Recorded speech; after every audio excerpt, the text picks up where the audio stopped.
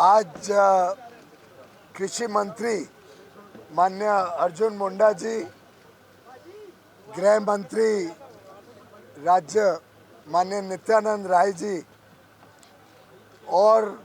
पंजाब सरकार के मुख्यमंत्री माननीय श्री भगवंत मान जी और सभी केंद्र और राज्य सरकार के अधिकारियों ने संयुक्त किसान मोर्चा नॉन पॉलिटिकल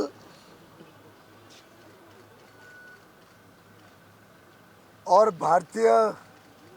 किसान मजदूर यूनियन और अन्य कुछ किसान संगठनों के प्रतिनिधियों के साथ बहुत ही अच्छे वातावरण में एक सकारात्मक चर्चा, नए विचारों के साथ, नई सोच के साथ कैसे भारत के किसानों के हित में जो माननीय प्रधानमंत्री नरेंद्र मोदी जी ने 10 वर्ष में अलग अलग काम किए उसको और आगे बढ़ाने के हिसाब से लंबी चर्चा हुई है। माननीय प्रधानमंत्री नरेंद्र मोदी जी सदैव भारत के किसानों की चिंता करते हैं। गत 10 वर्षों में चाहे वो एमएसपी की खरीद हो जिसमें अभूतपूर्व वृद्धि हुई, कहाँ 2004 से 14 के बीच मात्र 5.5 लाख करोड़ की एमएसपी में खरीद हुई थी, वहीं मोदी जी के कार्यकाल में 18 लाख करोड़ से अधिक खरीद हो चुकी है और अब तो खरीद चल रही है। धान की और गेहूं की अब शुरू हो जाएगी। प्रधानमंत्री किसान सम्मान निधि हो जिसमें 2,80,000 करोड़ रुपए अभी तक 11 करोड़ से अधिक किसानों को दे चुके हैं। प्रधानमंत्री फसल बीमा योजना हो जिसमें जो किसानों ने प्रीमियम भरा उसका 3 गुना किसानों को लाभ वापस मिल चुका है। और चाहे वो फर्टिलाइजर को कम कीमतों में उपलब्ध कराने हेतु यूपीए के समय से बढ़कर लगभग 3 गुना सब्सिडी सालाना देने की बात हो, प्रधानमंत्री नरेंद्र मोदी जी की सरकार उनके संवेदनशील नेतृत्व के,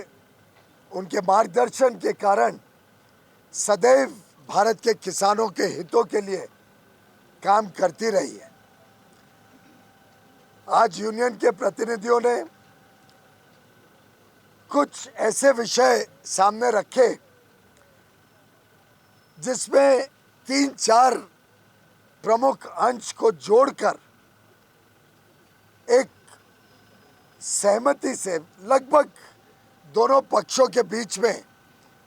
वार्तालाप के माध्यम से लंबी चर्चा, सकारात्मक सोच, पॉजिटिव एटीट्यूड के साथ और थोड़ी innovative out of the box thinking करके कुछ सुझाव जिससे पंजाब का भी लाभ होगा, पंजाब हरियाणा के किसान हो, पंजाब हरियाणा की जमीन की समस्या हो और साथ ही साथ पूरे देश के किसानों को भी, देश की अर्थव्यवस्था को भी और देश के उपभोक्ताओं को भी, सभी को लाभ हो सके, ऐसा एक मार्ग चर्चा के माध्यम से निकला है।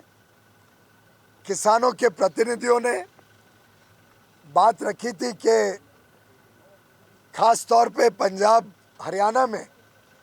धान के खेती की वजह से जो वाटर टेबल बहुत नीचे गया है, पानी की जो किल्लत हुई है, जो जमीन बंजर होते जा रही है, उसके कारण क्रॉप डाइवर्सिफिकेशन अति आवश्यक है। साथ ही साथ उन्होंने बताया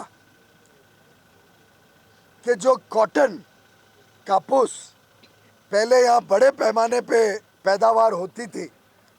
उसकी पैदावार भी काफ़ी कम हुई है। क्रॉप डाइवर्सिफिकेशन से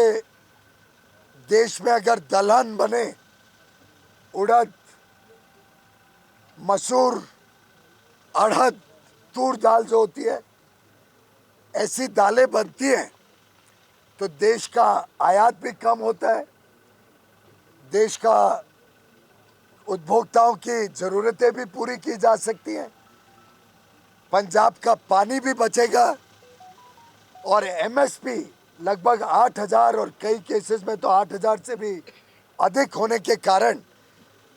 किसानों की आमदनी में भी अच्छी मात्रा में वृद्धि हो सकती है। इसी के साथ साथ एक अनुरोध माननीय किसान भाइयों ने किया कि मक्के की खेती में भी पंजाब के किसान जाना चाहते हैं। मक्के की खेती से भी पंजाब के किसानों को राहत मिलेगी, लेकिन एक जो समस्या उनके सामने है कि अगर वो क्रॉप डाइवर्सिफाई करें, अगर दाल बनाएं, मक्का बनाएं, कॉटन की खेती को पुनर्जीवित करें और अगर मार्केट में कीमतें एमएसपी से नीचे हो जाए तो उनको नुकसान होगा किसानों को। और वो चाहते थे कि इसका कोई एक ऐसा मार्ग बने जिससे किसानों को भी लाभ हो और देश को भी लाभ हो और प्रदेश को भी लाभ हो। तो हमने एक प्रस्ताव आज चर्चा किया है। बड़े अच्छे माहौल में किसान संगठनों ने, नेताओं ने, माननीय कृषि मंत्री जी ने और पंजाब सरकार ने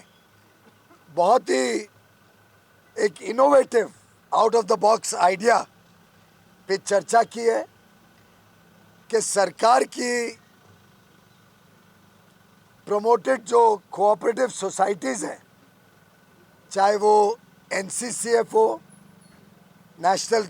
कंज्यूमर कोऑपरेटिव फेडरेशन, नेफेड, ऐसी संस्थाओं द्वारा जो किसान अपना क्रॉप डाइवर्सिफाई करके या तो तूर दाल बनाए, उड़द दाल बनाए, मसूर की दाल बनाए या मक्का बनाए, उनको 5 साल के लिए एक कॉन्ट्रैक्ट करके एनसीसीएफ और नेफेड गारंटी करेगा कि अगले 5 साल तक जो भी क्रॉप डाइवर्सिफाई करके ये 4 प्रोडक्ट्स बनाएगा, 4 उत्पादन खेती के करेगा, उसको ये संस्थाएं एमएसपी पर खरीदेगी। कोई क्वांटिटी की लिमिट नहीं होगी। एक पोर्टल बनाया जाएगा। वैसे डेटा तो ऑलरेडी है, कौन किसान कितने ज़मीन पर क्या खेती कर रहा है, उससे स्वाभाविक तौर से पता लग सकता है कौन डाइवर्सिफिकेशन करता है। और 5 साल का करार कॉन्ट्रैक्ट किया जाएगा नेफेड और एनसीसीएफ द्वारा, जिससे जो भी किसान ये डाइवर्सिफाई करे उससे पंजाब की खेती भी बचेगी, पंजाब का वाटर टेबल भी ठीक होगा, पंजाब की बंजर ज़मीन बंजर होने से बचेगी। ऑलरेडी काफ़ी स्ट्रेस में है पंजाब की ज़मीन। किसानों की आमदनी भी बढ़ेगी और उनको सुनिश्चित होगा कि जो भी उत्पादन है वो एमएसपी पर नेफेड और एनसीसीएफ खरीदेगी। इसी के साथ साथ हम चाहते हैं कि कॉटन पुनर्जीवित हो, पंजाब फिर एक बार कॉटन की खेती में, कापूस की खेती में अपना प्राथमिक स्थान ले। तो जो भी किसान कॉटन की खेती भी पुनर्जीवित करता है, शुरू करता है फिर से, उनके लिए भी कॉटन कॉरपोरेशन ऑफ इंडिया इसी प्रकार का एक 5 साल का करार करेगी, लीगल एग्रीमेंट करेगी और 5 साल तक जो भी उत्पादन इन खेतों से आएगा, डाइवर्सिफिकेशन करने के माध्यम से या पुनर्जीवित करके कॉटन के खेतों से उसको 5 साल के लिए एमएसपी पर, जो सीएसीपी द्वारा निर्धारित एमएसपी होते हैं, उस पर खरीदने का एक प्रस्ताव सामने आया है। किसान संगठनों ने बताया कि वो यहाँ पर इस पर निर्णय लेने के बदले कल सुबह तक हमें अपना निर्णय बताएंगे। हम भी दिल्ली जाके बाकी जो विभाग है और एनसीसीएफ नैफेड से चर्चा कर लेंगे और मेरा विश्वास है जिस अच्छे वातावरण में आज की चर्चा हुई है उस वातावरण में दोनों पक्ष सकारात्मक सोच के साथ, पॉजिटिव थिंकिंग के साथ आगे बढ़ेंगे। बाकी कई सारे और छोटे विषय थे जिनको समाधान पहले ही आपसी बातचीत से कर दिया गया था। कुछ और मुद्दे आवश्यक होते ही हैं, समय समय पे निकलते हैं। कुछ और विषय के ऊपर बातचीत माननीय कृषि मंत्री जी के साथ